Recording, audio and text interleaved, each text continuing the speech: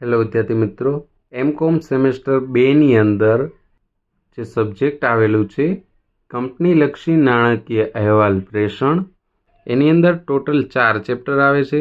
બીજું ચેપ્ટર છે નાણાકીય પત્રકો, વિશ્લેષણ અને અર્થઘટન.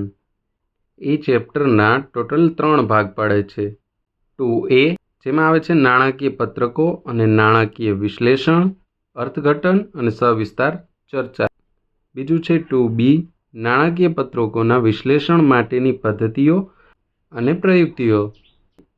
અને લાસ્ટ ત્રીજો ભાગ જે છે 2C ગુણોત્તર વિશ્લેષણ. આપણે અત્યારે વાત કરશું 2B નાણાકીય પત્રકોના વિશ્લેષણ માટેની પદ્ધતિઓ અને પ્રયુક્તિઓ. આ ચેપ્ટરની અંદર આપણે તુલનાત્મક નફા નુકસાન પત્રક અને તુલનાત્મક પાકું સરવૈયું તૈયાર કરવાનું થશે. હવે જે પહેલી વસ્તુ આપણે તૈયાર કરવાની થાય છે તુલનાત્મક નફા નુકસાન પત્રક, તો એનો આપણે નમૂનો જોઈ લઈએ કે કઈ રીતે તૈયાર કરવાનું થાય છે.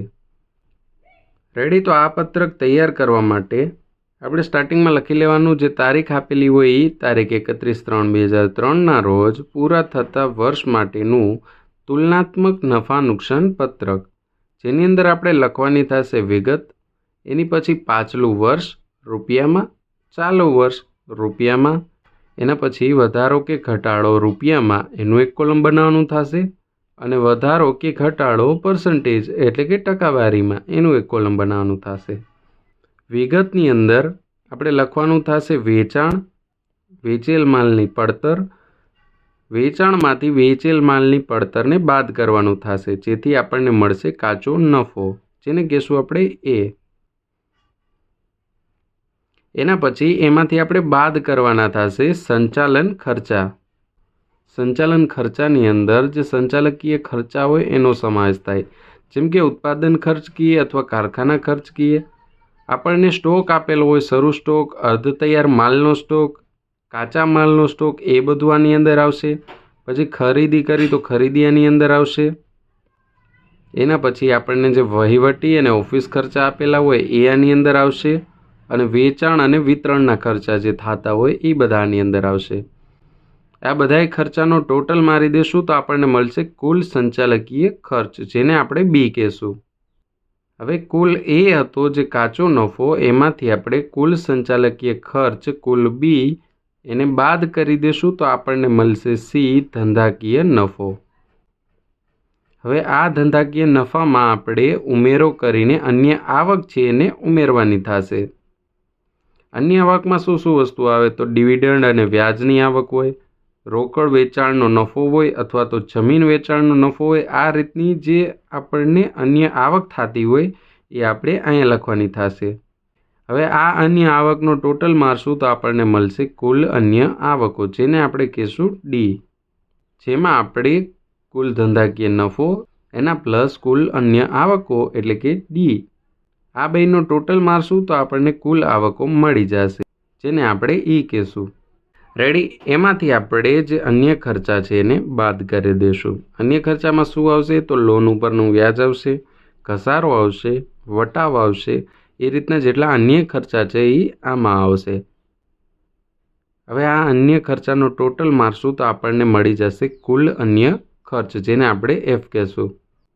હવે જે પાછળ આપણે જોયું હતું કુલ આવકો, જેને આપણે ઈ કીધી, જે કુલ અન્ય ખર્ચ હોય હતા જેને આપણે એફ કીધું, એ બાદ કરવાના થશે, જેનીથી આપણને મળશે કરવેરા પહેલાંનો નફો, પ્રોફિટ બિફોર ટેક્સ.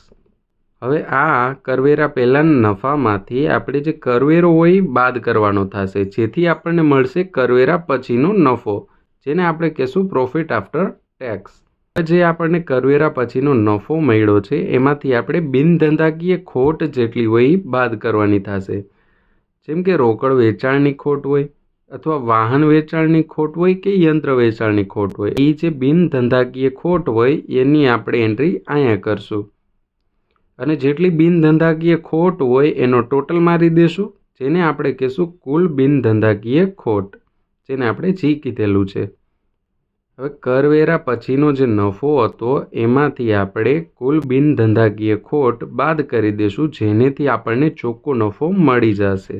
હવે મોસ્ટ ઓફ દાખલામાં આપણે ચોખ્ખા નફા સુધીની જ ગણતરી કરવાની થશે, પણ જો દાખલાની અંદર ગયા વર્ષની નફા નુકસાન ખાતાની બાકી આપેલી હોય તો એ આપણે ચોખ્ખા નફામાં ઉમેરવાની થશે, જેનાથી આપણને ચોખ્ખો નફો મળી જશે.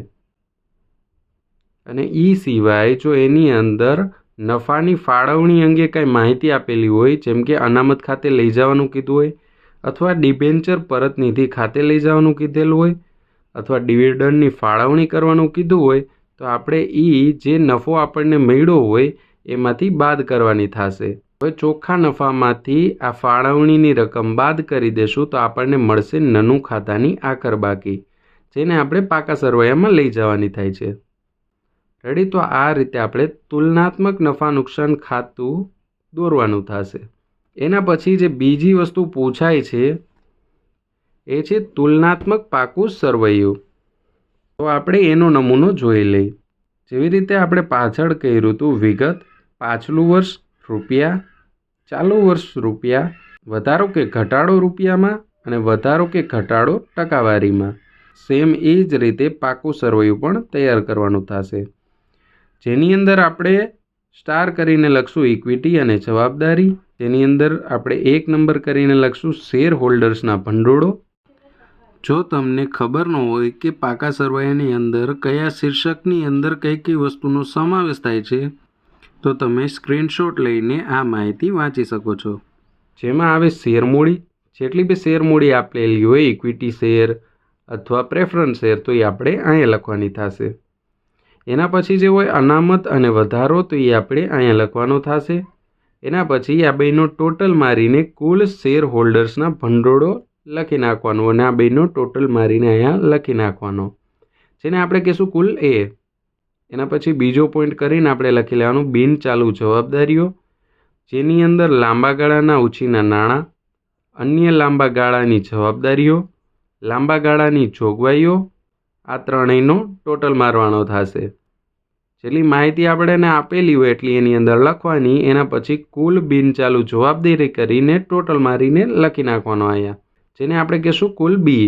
એના પછી ત્રીજો પોઈન્ટ કરીને એમાં લખી નાખવાનું ચાલુ જવાબદારીઓ, જેની અંદર આપણે ટૂંકા ગાળાના ઉછીના નાણાં, વેપારી દેવા, અન્ય ચાલુ જવાબદારી, ટૂંકા ગાળાની જોગવાઈઓ, આ બધાનો ટોટલ મારી દેવાનું, જેનેથી જે આપણને રકમ મળશે કુલ ચાલુ જવાબદારીઓ કહી દેશું, જેને કહીશું સી.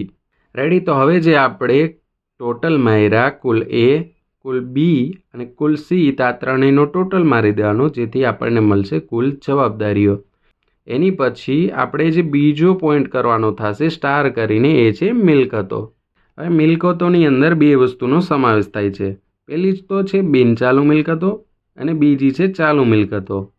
આપણે બિનચાલુ મિલકતની અંદર કાયમી મિલકતો લખવાની થશે, દ્રશ્ય અને અદ્રશ્ય મિલકતો. પછી બિનચાલુ રોકાણ હોય અથવા લાંબા ગાળાની લોન ધિરાણ હોય, અન્ય બિનચાલુ મિલકતો હોય, તો એની એન્ટ્રી આપણે આમાં કરવાની થશે. હવે એ બધી વસ્તુનો ટોટલ મારી દઈએ તો આપણને મળશે કુલ બિનચાલુ મિલકતો, જેની એન્ટ્રી આપણે અહીંયા કરવાની થશે, જેને આપણે કહીશું નંબર 1. એના પછી જે ચાલુ મિલકતો છે એની અંદર ચાલુ રોકાણ, માલ સામગ્રી, વેપારી લેણાં, રોકડ અથવા તો બેંક સિલક, ટૂંકા ગાળાની લોન ધિરાણ, અન્ય ચાલુ મિલકતો, આ બધી વસ્તુનો સમાવેશ ચાલુ મિલકતમાં થશે. હવે જેટલી વસ્તુ આપણે લખેલી હોય એ બધીનો ટોટલ મારીને આપણે એને કહેશું કુલ ચાલુ મિલકતો, જેને આપણે કહેશું નંબર 2. હવે કુલ બિનચાલુ મિલકત અને ચાલુ મિલકત બેનો ટોટલ મારશું તો આપણને મળશે કુલ મિલકતો. આ રીતે આપણે તુલનાત્મક પાકા સરવૈયું તૈયાર કરવાનું થશે.